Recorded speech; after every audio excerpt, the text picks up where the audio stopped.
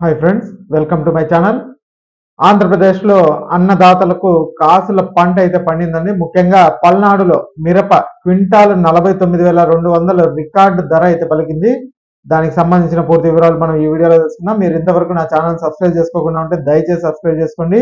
అలాగే ఈ వీడియోకి ఒక్క లైక్ ఇచ్చి షేర్ చేసుకోండి. వీడియోని ఎక్కడా స్కిప్ చేయకుండా చివరి వరకు చూడండి. ఆలస్యం చేయకుండా వీడియోలోకి అయితే వెళ్ళిపోదాం.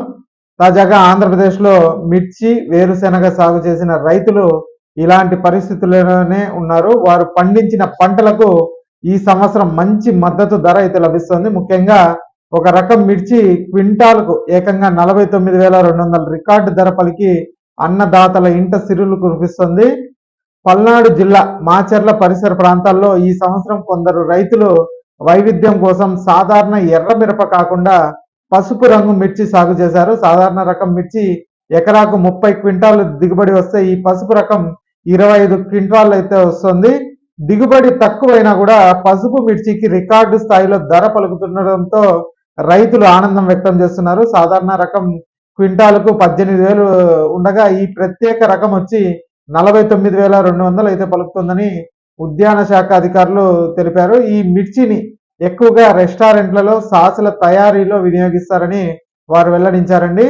ఇక ఈ ఏడాది ఆంధ్రప్రదేశ్లో పండగ తర్వాత నుంచి మిరప ధర ఘాటెక్కుతోందనే చెప్పాలి.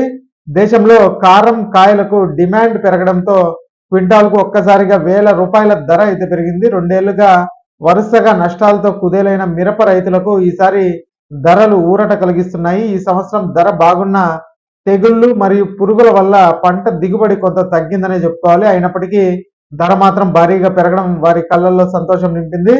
సంక్రాంతి ముందు వరకు రాష్ట్రంలో సాధారణ మిరప ధర క్వింటాల్ 3,000 ఉండగా ఇప్పుడు అది 7,000కి అయితే పెరిగిందనే చెప్పుకోవాలి. ఇక ఈ వీడియోకి ఒక లైక్ చేయండి. అలాగే మా ఛానల్ సబ్స్క్రైబ్ చేసుకోండి. Thanks for watching.